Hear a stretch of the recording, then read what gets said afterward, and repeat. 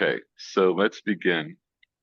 And that this fruit of our learning should help to bring home all the rest of the hostages and protect our soldiers and Am Yisrael, all of the innocents, bring a speedy end to our war, and be an Ilui Neshama for my mother, Shalom Abbas, Menachem Mendel, Rachel. Made. So with that, this may end up being our shir this week. This was like a side thing, but I was listening to the recording from last week, and I realized that Paul had brought up this question about making kind of an assumption that because our Gemara, the Gemara we're doing in Yoma,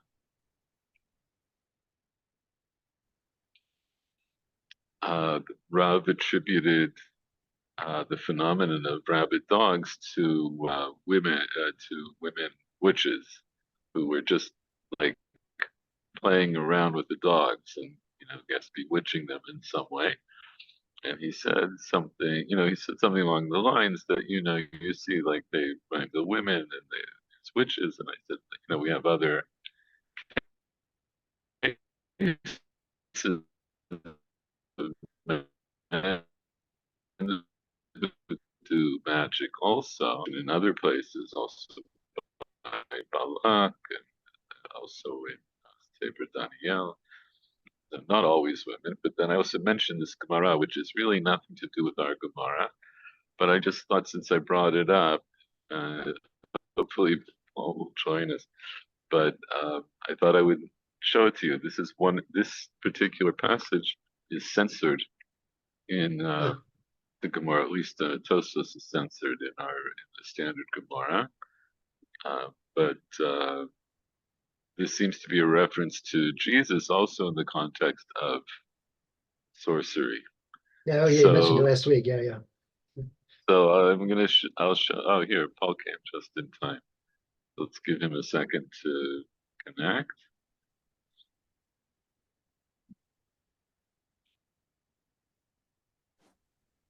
Okay. Oh, hi. היי, אתה לבד? אתה לבד? No. I'm there, bye, Paul. איפה אתה? בדרך. בדרך כאילו ממש, אנחנו רואים את הרקע. בחוץ, כן. ייקח לי 20 דקות להגיע הביתה, אני אקשיב. Okay, בסדר. So I was just saying, apropos of something you brought up last week about female witches as opposed to male witches or sorcerers. So I referenced this Gemara, so I'm going to take a few minutes and we're going to look at this Gemara.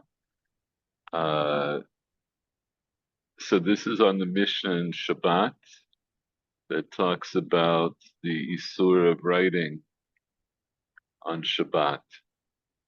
And it says as follows, actually, Michael, why don't you read it? Kotev shtei otiyot. I can make this a little הכותב שתי אותיות בהלם אחד חייב. כתב בדיו, בסם ובסקרה, בקומוס ובקנקנטום, ובכל דבר שהוא רושם על שני כותלי זוויות ועל שני לוחי פנחס, והן נהגין זה עם זה חייב, הכתוב על בשרו חייב, ומסרת על בשרו, רבי אליעזר מחייב חטאת, וחכמים פותרים. Okay, that's enough. Because we're not going to do this whole Mishnah. Bezrat Hashem, someday we will. Okay, but what did we say here? Hakotev shtei otiyot behelem echad chayav. What does that mean? So one who writes two letters in an act of one act of forgetting is chayav, obligated to bring a korban, no? Right. Or okay. If he writes in ink, is some sort of other maybe plant material or something. I don't know. Okay, so these things, I'll just say, Okay. Sam, Sika, Comus, Concantum. These are all other fluids that would have been used for writing. We don't have to go in there. This Okay. is important for Sofrim, but it's not so important. Not so important for us right now. But in other words, geo, of course, is ink, and that has a specific halachic definition. And these other things are not ink. And so for other halachic purposes, so for example, for writing Sefer Torah or a Megillah or a get, right? If you look in Masechet Gitin, they also have this same list of fluids. You may not be Yotze, right? But here in other words, Ketiva is defined in a very particular way in different categories. So here our category is Hilchot Shabbat. And here it doesn't matter if you write with Dio. So Dio would be something that's permanent. These other things may or may not be permanent and are not necessarily black the way Dio is. Dio is particular, but for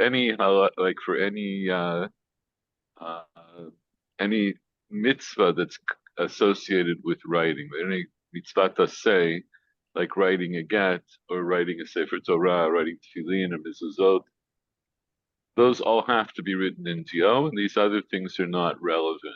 These other things are not kosher. They're not kosher. So if you wrote, let's say, get, b'sam b'sikra b'komus of a kankantum, that would not be considered a kosher get. But here on Shabbat, we have in a sense, a more expansive notion of what ketiva is. So the basic idea of ketiva is if you write two letters, behelem echad, you have to write two letters in one unconscious act. And then this part of the Mishnah is telling us some of the particulars. So you might think that, let's say you wrote not with Dio, maybe that would be kosher, maybe that won't be chiyuv on Shabbat, because elsewhere it's not considered to be k'tiva, right? So the Torah says v'chatavla, for get, and then that gets defined by writing a get, and writing there is defined as writing with dio. So here, that's not part of the definition. That's the point of this part of the Mishnah. And then it gives other examples, it gives other instances or circumstances. So we have al shnei kodlei zaviot. So what's that? On two walls at an angle, Right. and on Right. two tablets, Yeah. boards of some sort of book, some sort of ledger. Okay, and if they are the Hagin, the one on the other, I'm not sure. The Hagin, I'm not sure. Okay, so here, look at Rashi. Al shnei luchei pinkas. So Rashi tells us what this is. Pinkas shel chenvanim, right? This is a pinkas that was used by storekeepers. Keinotan shel socharim, like the ones that merchants use. And what was that? Sheyesh lahem luchim harbe, hakukim v'tuchim b'shava. And they have a lot of tablets. There was like a lot of, sheets that are that you carve into, you etch into. They're tablets that are coated with wax. Oh, okay. That's what they used to use, right? So we think of as having pinkas, like which would be paper and probably bound. That was not what was commonly used. Paper was also very expensive.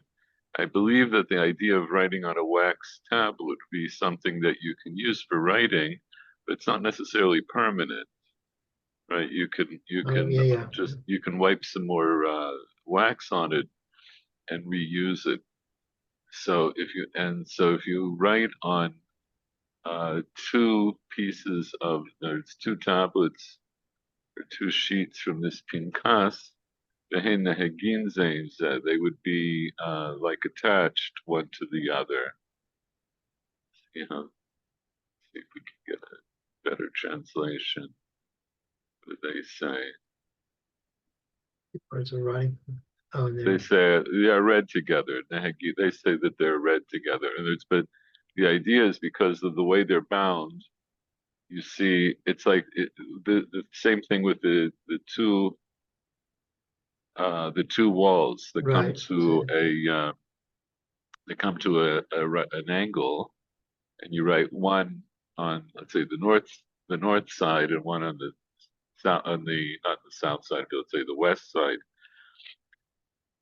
One here and one here, right? Then you read them as one. In other words, the idea what the Mishnah is laying out for us is this idea is that it's not enough just to write two letters.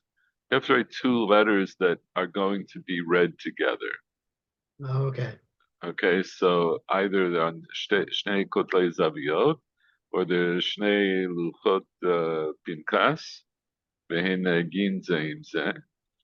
In all of those cases, Chayav. And now we're getting to the part that's more pertinent to our discussion. Hakotev al Bisoro.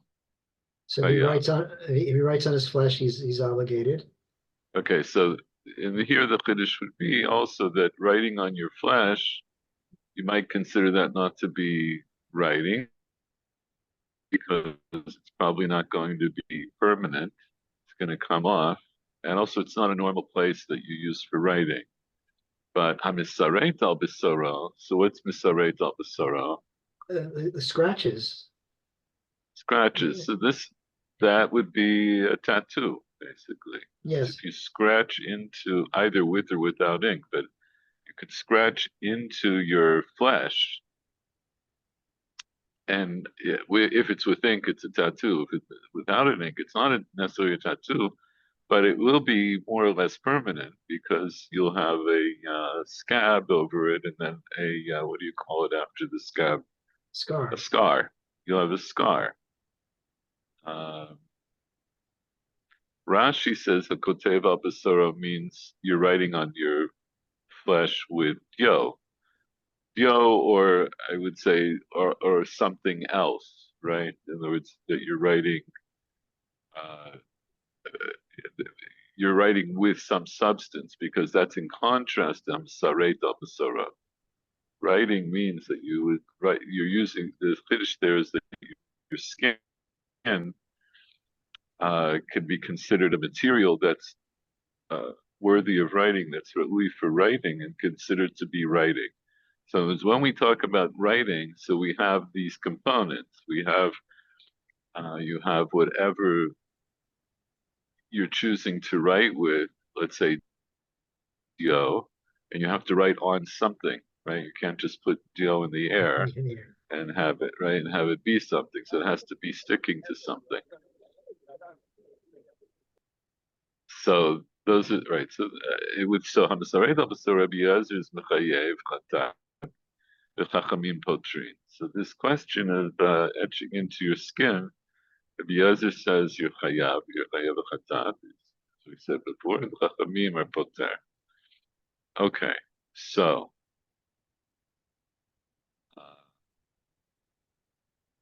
it's a little further down on the Gemara.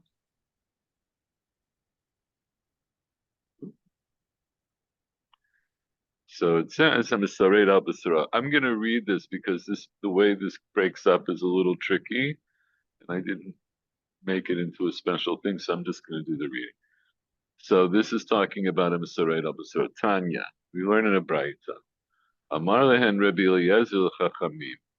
So right, so in the Mishnah we just saw this is a machloket. Rabbi Eliezer says a Mesaret al Basura is chayav, Chachamim are potrin. So Rabbi Eliezer, now we see a little bit more of their argument. Rabbi Eliezer says to the Chachamim, "Halo ben Satadah hotzik shafim mimitzrayim bisrita sha'al besaro." They say, didn't Ben Satadah take kshafim? Didn't he take magic or sorcery out of Egypt with scratching on his flesh? Amru lo, so they said to him, Shotehaya. he was a fool or he was insane. You don't bring a proof from crazy people. So who was this Ben Satada? And what was the kshafim that he was bringing out? We'll talk about that in a second. Read a little bit further. But also, we'll take a second and just discuss this. So Rabbi Eliezer wants to bring a proof from Ben Satada, as if he or his actions would somehow be exemplary for this purpose of proving that you're not allowed to scratch into your flesh letters on Shabbat. And so what's his proof? His proof, what is Rabbi Eliezer, what's the proof from Ben Satada? Do you understand my question? Did I phrase this well? Yeah. You understand, but I don't see. It's just a description of something that he did. It doesn't say anything about him being punished or not being punished, other than the Chachamim saying you can't say anything about it. It's So yeah, so the proof from Ben Satada from here, it's not 100% clear how Rabbi Eliezer considers this to be a proof. Let's see Rashi for a second. Rashi says, "Hotzik shafim, shelo haya yachol lahotziyan ketuvim," couldn't take them out written. Shayu achartumin bodkin kol hayotzim, shelo yotziu kshafim lelamdam livnei medina acheret. The Khartoumim, the sorcerers who were in Egypt, they would check anyone who was leaving Egypt. In other words, they would check to see if they had written down any sorcery, I guess, sorcery texts, or we don't know exactly, incantations, lo yoda exactly what they would have written down, but they wrote down something that was pertinent to this expertise in sorcery. And the Khartoumim in Mitzrayim, they would check to make sure that nobody would export this material. And so what did Ben Satada do? He scratched it onto his flesh. Then presumably he was clothed when he left. And so he was able to take out some sorcery from Egypt without being detected by the Khartoumim who would be looking for it. And they didn't want it to leave Egypt because they didn't want this to be taught to people in other countries. This idea, you might argue, fits in. Certainly you could fit it into our notion of the Khartoumim that we know from Breshit and Shmot, that these were like Khartoumim were, seen as part of the court of Paro. Certainly some of the Khartoumim were in the court of Paro, and they had specialized knowledge. So they don't want that knowledge to be given out freely, right? Because otherwise, what makes them special? So they guard it zealously. So this guy, Ben Satada, he figured out a way of exporting it without them knowing it. And presumably he came back to Israel. And then also presumably he must have, maybe he must have used this knowledge of sorcery when he was back in Israel. He managed to use it. And so what's Rabbi Eliezer saying to the Chachamim? That this is an example of scratching letters into your flesh, where the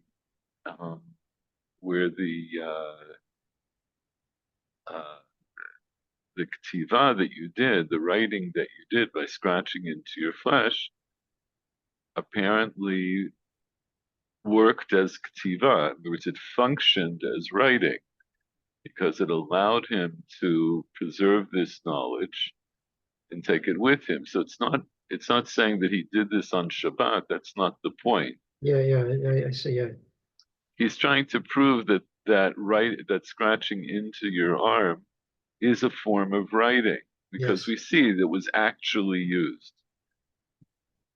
And so the Chachamim reply and they say, that he was a shoteh. So you don't bring a proof from him. In other words, so Rashi says, shoteh haya shtut haya bo lasot ma she'ein derech b'nei adam osim, masar nafsho al hadavar. So what he did was a foolishness to do something that's not the way for people to do. In other words, Rabbi Yezer is saying, look, you see, people actually do this, and so we have to count it as a form of writing. The Chachamim say, no, actually, nobody does this except idiots, except for fools. And what they do is not a normative practice that we should now say this falls into the category of ketiva. In other words, ketiva, like all of the melachot, has to fall within a certain range of what we consider to be a normal practice. And if it's outside of that practice, then even if it has similar characteristics, it's not going to count. And here, what we want to do, we want to figure out what's the malacha that the Torah forbade us to do on Shabbat regarding writing. And so what we know is from the Mishnah, you have to write 2 letters, Behelem Echad, and then they have to be written apparently in such a way that you can read them or join them together when you're looking at them, for them to have a toelet, right? For them to have a fulfilled purpose of some sort. So, right, so this Ben Satata, he was a fool, and he did something normal people don't do. And Masar Nafsho al Davar, right? He was literally Moser Nefesh, right? In the sense that he endangered himself right. by scratching into his flesh. Okay, so this is the thought of a kind of a strange incident. But here the Gemara digresses about this Ben Satada. The Gemara says Ben Satada Ben Pandirahu. They say Ben Satada. In other words, what do you mean Ben Satada? That's not his name. He was really Ben Pandira. So why do you call him Ben Satada? So Amar Rav Chisda explains, Baal Satada, Boel Pandira. So the Baal was Satada, and in other words, apparently people knew who this Ben Satada was. So they say, right? Baal Satada, Habal Shahaya Ki'ilu Aviv Nikra Satada. Why was he called Ben Satada? Because the father was called Satada. But Haboel, the one who actually had intercourse with his mother, who was his real father, he was Pandira. Dear. Yes. Okay. So in other words, he implying that he is a bastard. Then the Gemara comes back. This Baal Papus ben Yehudahu. Is actually the Baal, the husband of his mother, was really Papus ben Yehuda. So his meaning that that can't be correct. In other words, he wouldn't be called Ben Satada because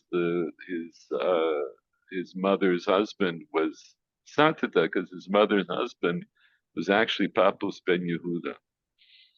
So the Gemara changes the answer and says, no, Ela imo Satada. Rather, it must have been Ben Satada that his mother was called Satada, and he was called Al Shem Imo. Then the Gemara says, no, Imo Miriam Megadlas Se'ar Nishaya Havai.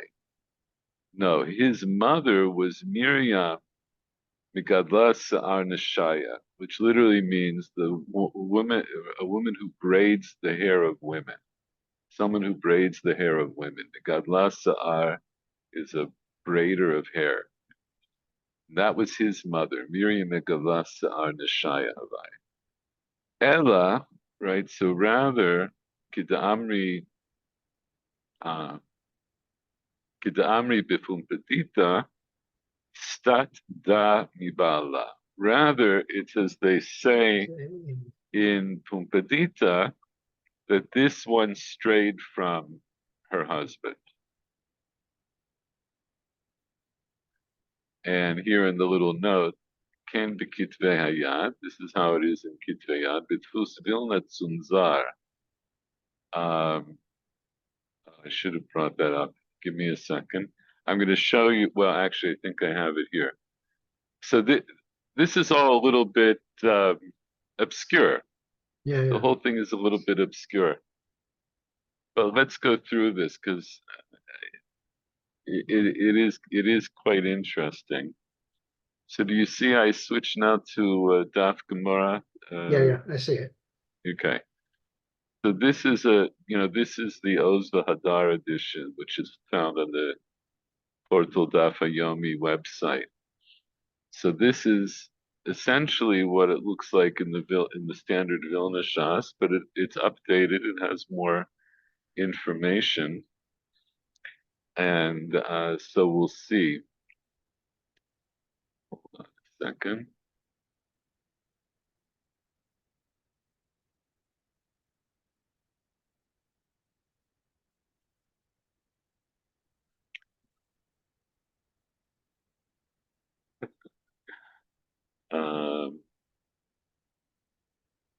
Here, Masorah Tashas here.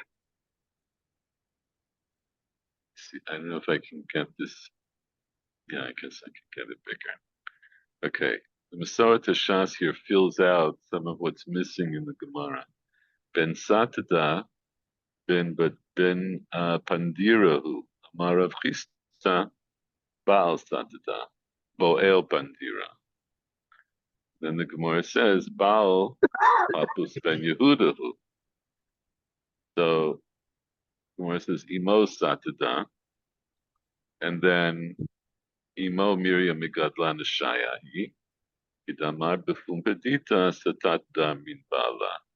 Right, so this whole part of the Gemara was missing in the standard Shas. That was the censored part. Yes, all of that was censored out. Hold on a second. I'm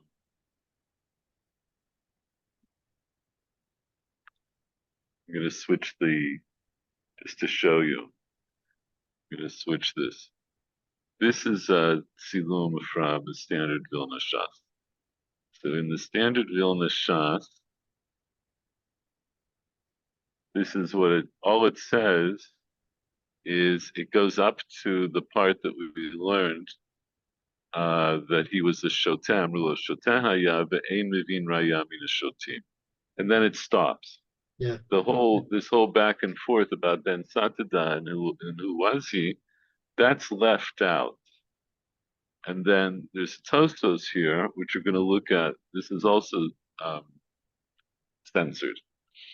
Tostos says we have it says Ben Satada, Omer Rabbeinu Tam, Daha Ben Satada, Da Amrinan Hacha, Dahava Bimei Papus Ben Yehuda, Dahava Bimei Rabbi Akiva, Kidemuchach Beperek Basra de Brachos.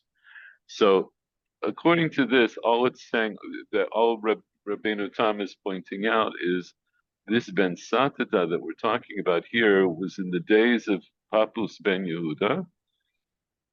And you may remember Papus Ben Yehuda because we actually looked at this Gemara not that long ago. This is the Gemara where Rabbi Akiva is thrown into prison by the Romans for learning.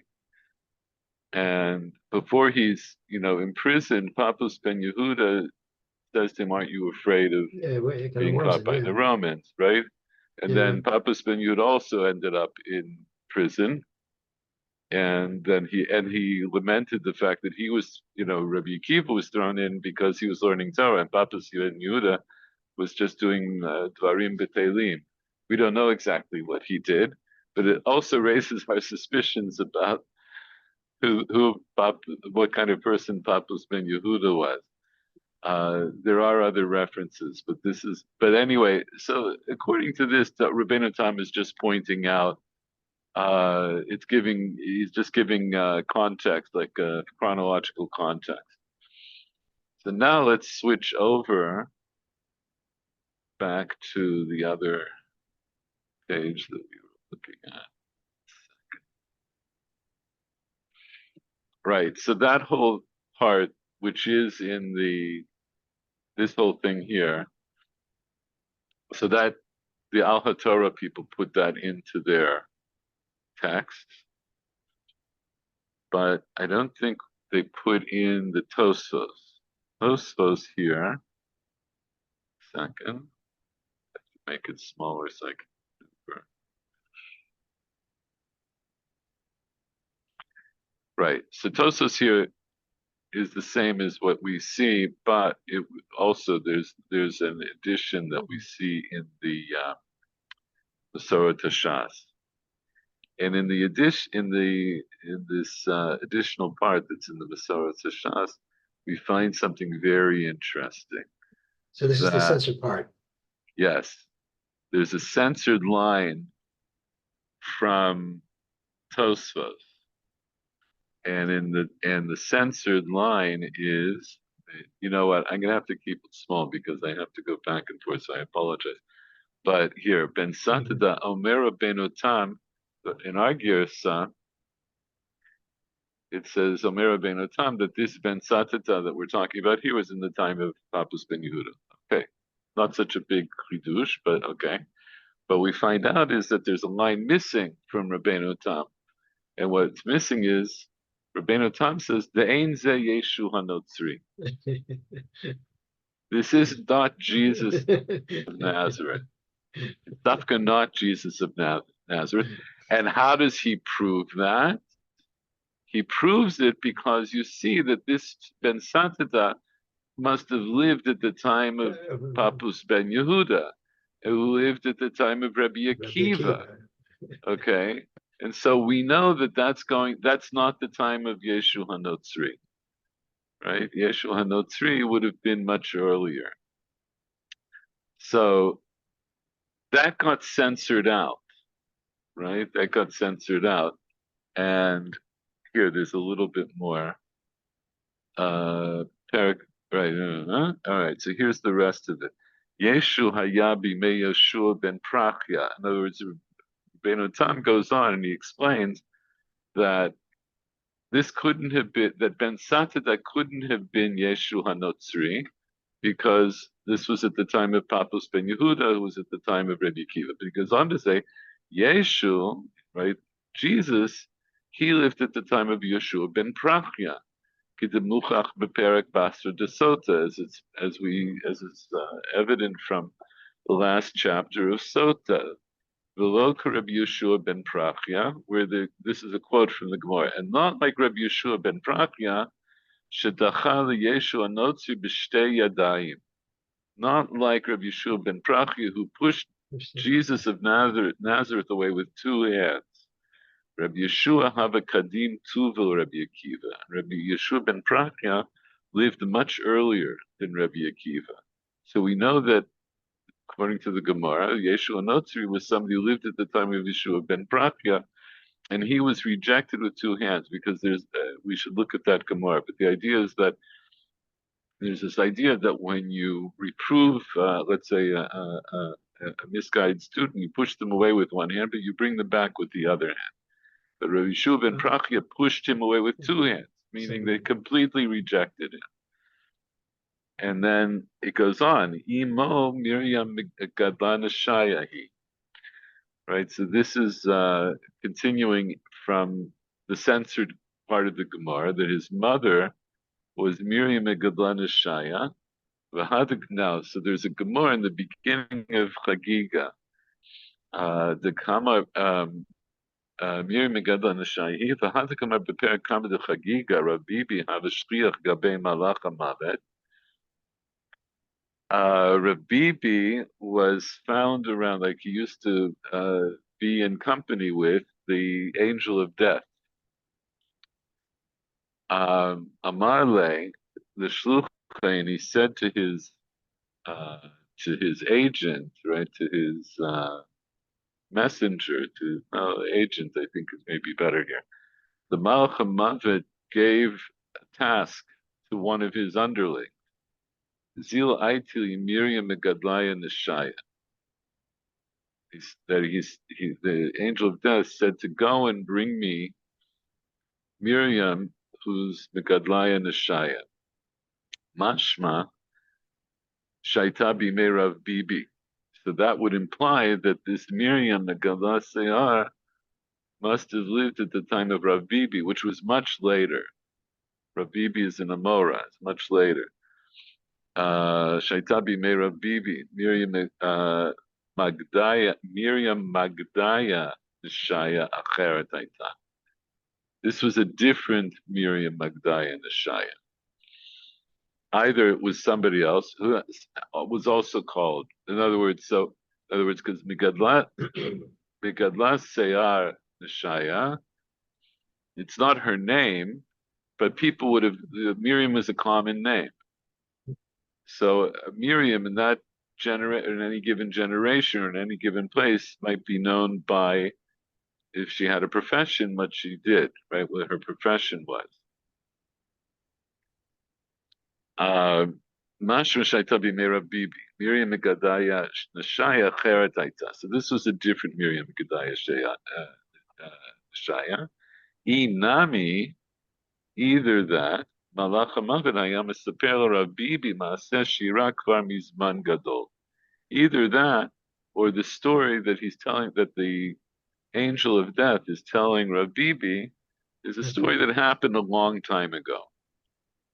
So who is this Miriam Megadlash Seyar Neshaya, or Miriam Magdaya, right? So, in my own limited knowledge of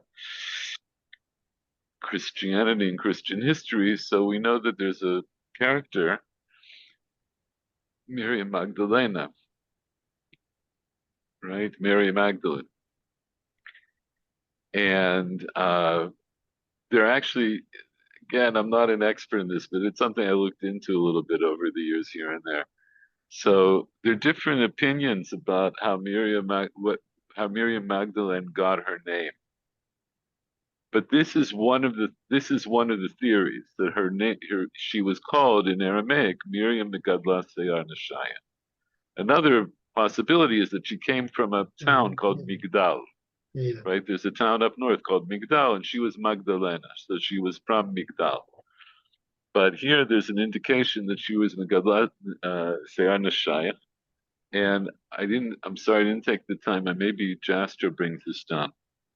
But there's an idea, and I'm not sure if it's from the Meforshim here or the Gemara in Chagiga, or maybe other places, that a woman who was called Megadla Seyar Neshaya, which literally means the braider of women's hair, that was actually a euphemism for a prostitute. And so the insinuation here would be that Jesus was the son of Miriam Megadla Seyar, who was a prostitute, and also that what do the Christians claim about Jesus is that he came of a virgin birth, and here what we're saying is actually he came. Whoever this Ben Sטדא was actually the result of an affair that his mother had with somebody named Ben Pandira, and he was called Ben Sטדא. It was a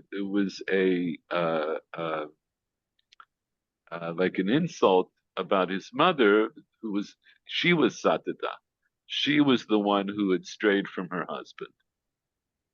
So you could understand that Rabbeinu Tam actually, in a sense, is going out of his way to say, this isn't Jesus. In other words, maybe he's going out of his way as a kind of apologetic that he doesn't want Christians to think that we're insulting Jesus. This was somebody else.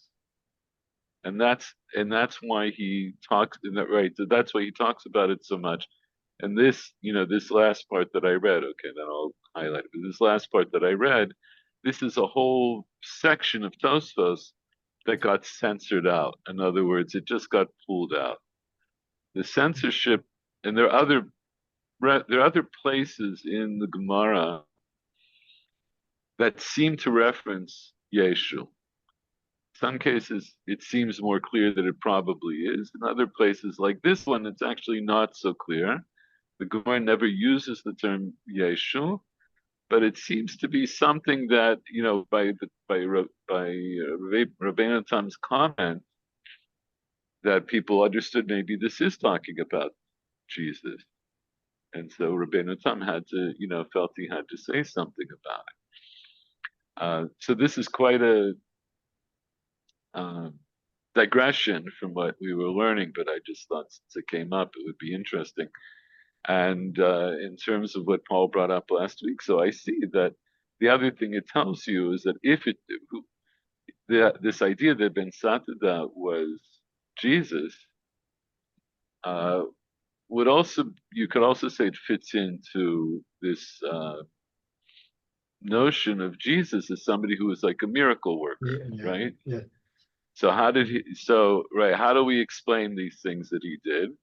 The explanation is actually, it was magic, it was shafim, that he stole, as it were, out of Egypt, that he got from the Khartoumim in Egypt. We know that the Khartoumim in Egypt had these traditions to do, supernatural things. So he was able to walk on water and turn wine into water and make bread for whatever, all the things that are attributed to Jesus. We could understand maybe that's who the Gemara is talking about. And then the other thing that you see is, Bonagid, whoever this Ben Satida was, the Chachamim say altogether, yeah, but he was a shoteh, he was a crazy person. And we don't bring proof from crazy people. So if it's talking about Jesus, this would be bad for the Jews. As you know, the Jews in the 13th century, the church in Paris, right? They rounded up every known copy of the Gemara and burnt it in public. I just heard this again yesterday. I hadn't heard this particular statistic, that there were 24 carts of books that were rounded up and burnt. And we know that what Jews did over the centuries in order to avoid such instances from the church is they would self-censor. They would censor their books and show them to the church for approval. And sometimes, like you see here, parts of the Gemara, right? So we have this whole part of the Gemara that got left out, and this whole big part of Tosfos that just got left out. And that was one way of censoring, is when they were copying. So back when they were doing manuscripts, they would just leave out the parts that they thought were offensive to the church. Or, as I've mentioned in other shiurim, sometimes they would change words. So, like, instead of saying, they might say akum, right? Oved kochavim zalot instead of nachri. Nachri could be any kind of a non-Jew, and akum refers to idolaters. And so in some places, anytime you see in especially in Mishnah and Braitot, but also in the Gemara, if you see the term akum, it's worth checking. Nowadays, we can do this more easily. You can check variant manuscripts and variant printings, because akum doesn't necessarily mean only idol worshippers. Sometimes it really does mean non-Jew, but due to censorship, the Jews changed it to akum so as not to offend Christian sensibility. And then in other cases, when they did the censorship, they would literally black out things. I saw this a long, long time ago. This was back, wow, this must have been like 40 years ago practically. On Sukkot, Beit HaNasi, right? It's a tradition for the Nasi to receive the public on Sukkot. And I think it was the first or second Sukkot we were here, and we were living not that far from Beit HaNasi, and we went, you stand in line, and we got to shake hands with Chaim Herzog and his wife. And I remember either before or after, probably was after, I was looking at, they had like different things on display. They had a Mishnah on display that was a printed Mishnah, I think from like the 16th, very early 16th or 17th century. And that was open to a page where there were words that were blacked out. That's how they did this. They did the censorship like that. But in other cases, it was done more subtly. There's like the Rambam in Hilchos Avodah Zarah, when he talks about the halacha, you're not supposed to do business with an idol worshiper on the day of their holidays. And I'm not going to try to. I can't remember now. I think it's parak. I can't remember which parak is Bab or Zion. If you look in the standard Rambam, it talks about this. This was a really blatant act of censorship in the sense that, the Rambam, it's divided into chapters, and the chapters are divided into halachot. In the standard editions of the Rambam, until very recently, it skips numbers. I think it's like, halacha, it goes from like halacha gimel to halacha hey, or something like that. It doesn't even renumber. It left out this one halacha. What was the halacha? That the Rambam Paskin, you're not allowed to do business with Christians on Sundays. The Rambam held Christians to be Ovdei Avodah Zarah Mamash, and their holiday is Sunday. Every Sunday is a holiday for them. You're not allowed to do business with them on holidays. So the way they censored that is they just took the halakha out, but there was an illusion that something was missing because they skipped the number. The people knew that there was something missing. Anyway, there's a long history of this, and actually, when I was, if you do a search for references to Jesus in the Talmud, I see now there's like 2 or 3 websites, and they bring you some of the other references. This was one of them. Yeah. How were the censored passages preserved? If they were censored, and the one which were not censored were burnt. So some of them were preserved because they were in Kitvei Yad that managed to, that predated this time of censorship, but then weren't found for quite a long time. One of them, and I took the time to, prepare this much, but there are other things that we could look at, like I did this once to look in the Diktukei Sofrim, because Ktav Yad Minchen, which is the main Ktav Yad that he based Diktukei Sofrim on, I'm pretty sure has the missing parts Ktav Yad Minchun is a very early Ktav Yad. I think it goes back. I think it dates back to like the 12th century, if I remember. It's very, very early, and this is one of the things. And it where at that wherever it was from originally, right, was not subject to censorship. So there's that, and also some things. I'm sure there's been academic work on this, and there must have been a lot of academic work on this by now. Different things escaped, I think, in different ways because there wasn't like one standard censorship. It wasn't done all at once. It might have been censored in one place, wasn't necessarily censored in another place. But since the time of printing, for the most part, most printings were censored. Not all of them. Sometimes some of the printings got by without being censored. But I used to have this in my library. There's this little, I might still have it somewhere. It was this little book called Chesronot Shas, things that were missing from Shas, that was published about probably 60 years ago, 70 years ago. That was based on these kinds of missing passages that had been gathered by that time.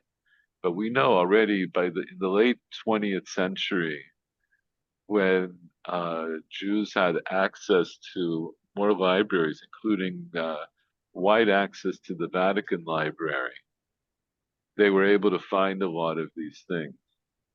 And this is also I can't remember who this was.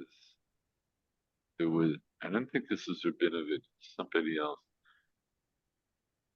I can't remember now. There was somebody who was granted access. This was sometime, I think, in the middle of the 20th century, maybe shortly after the Holocaust, that there was Talmid Chacham who did get access to the Vatican Library and whatever editions of Shas they had.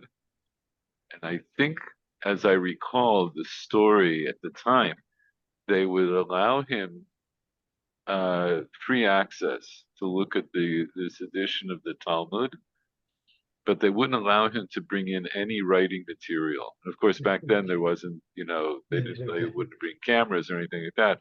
He couldn't write anything down, but he had a kind of photographic memory, and he knew Shas by heart. And so what he would do is every day he would go in and he would memorize the passages that he knew were missing from the standard Shas. He'd walk outside of the Vatican, he'd write them down, and then the next day he'd go back and double check them also from memory. And he was able to, as it were, smuggle out a huge amount of censored material. But I think, again, I don't know exactly. I think by later, I think maybe after the Vatican II Council, when they kind of warmed up to Jews, as it were, they didn't blame us for Jesus' death anymore. I think it's after that that they weren't so restrictive about access. And now, when you look at a lot of the critical editions of different things from Shas and Rishonim, very often they use manuscripts from the Vatican. The Vatican, of course, had a huge source, because a lot of these were confiscated from Jewish communities over the centuries. So they ended up being a great repository for these editions. Anyway, yeah, the story in Chagiga is also quite fascinating.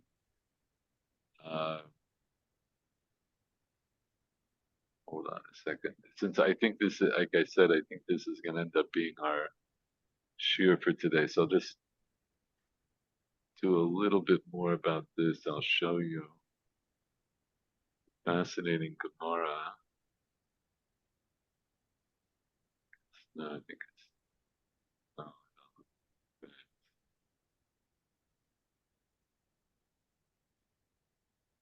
It's a very strange story.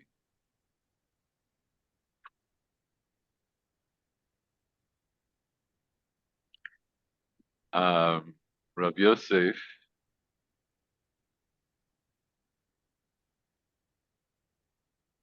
yeah, okay. I want to make sure you're seeing what I see. So this is a Gemara in Chagiga. Rav Yosef kimati lahai kra bachi. Rav Yosef, when he came to this pasuk in Mishlei, he would cry. Um, Rav ochel nir, Rav ochel nir roshim, v'yesh nispeh below mishpat. So why did he cry? Because this pasuk says there is one, or there are those who are spent, right? That they're taken away without justice or without judgment. Amar mi azil below zimnei. Is there such a thing as a person who goes not in their time? In other words, it sounds like the way he understood it is that the implication the implication is that somebody could die without, without being judged properly, right? Rashi says, "Yesh mispeh below mishpat, yesh kaleh ve'ein avon biyado." There's somebody who could die, who could be, done away with, without any, uh, sin in his hand, right? V'lo haya mishpat lispot, right? It wasn't his din, that wasn't his mishpat, that he should be put to death, that he should die. So he said, "This is what Rav Yosef mi ikadazia below zimne," and then the Gemara asks, "Is there such a thing as somebody who dies not in their time?" And it says, "In yesh, there is such a case." Ki hada Rav Bibi Barabaye, like this story about Rav Bibi Barabaye of shliach gabei malach hamavet. Rav Bibi Barabaye used to, hang around with the Malach HaMavet, as it were, right? So he would be visited by the Malach HaMavet. Marle Lishluche, so this is something that the Malach HaMavet did. Malach HaMavet said to his Shaliach, Zil Aiti li Miriam Megadla Seah Neshaya. Go and bring me this Miriam who braids the hair of women. Also Aiti le Miriam Megadla Dardaki. He went and brought a different Miriam who raised young children. It was a different Miriam. So the Shaliach comes back to the Malach HaMavet, and now he's taken somebody, meaning now she's dead. Amarle, Ana Miriam Megadla Seyar Neshaya Amrilach. I told you to bring me Miriam Megadla Seyar. And who did you bring me? You brought me this Miriam Megadla Dardaki. Marle Ihachi Ahadra. So the Shaliach says, okay, if that's the case, so I'll take her back. Marle Ho'il Va'itita Lehavi Leminyana. Right? Since you brought her, so she'll fill out the minyan. In other words, there's like a quota that we have to fulfill of dead people. All right, so she'll fill the quota.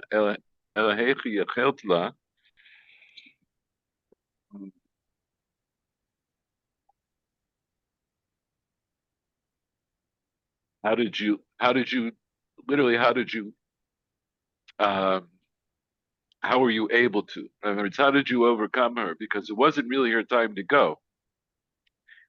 So he says, Habat Nikita Mitara Biyata. She was holding a coal from the fire, the Haka Shagra. She was throwing it to Machariyat Nura and Machraya Tanura. She got burnt. She got badly burnt when she was with some kind of an accident with this coal from the fire. Vanachta Gabe, the Kare.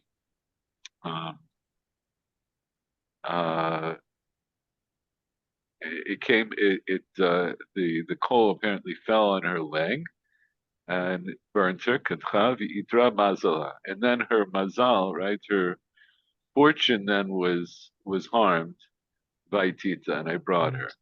Right, so she was in a bad position, and I ended up being able to take her.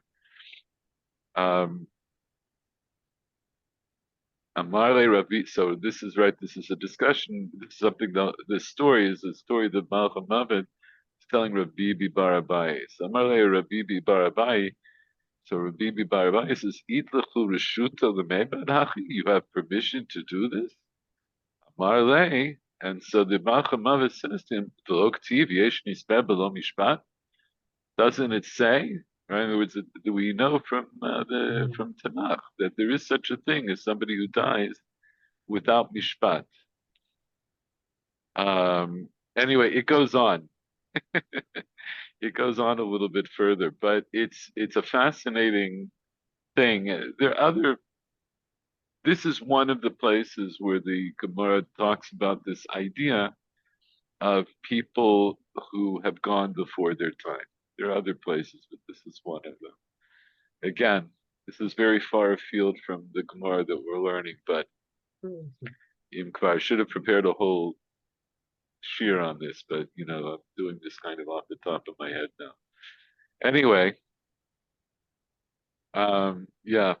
So next week we'll go back to our Gemara about rabid dogs. Speaking of untimely death. But if you want to look at this Gemara, so it's a Gemara Chagiga, Daf Dalet Amud Bet, and it goes into Daf Hey.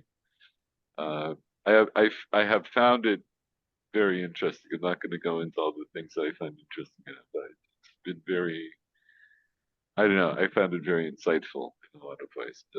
It also seems quite fanciful and so forth, but it could be that there's some deeper meaning to this.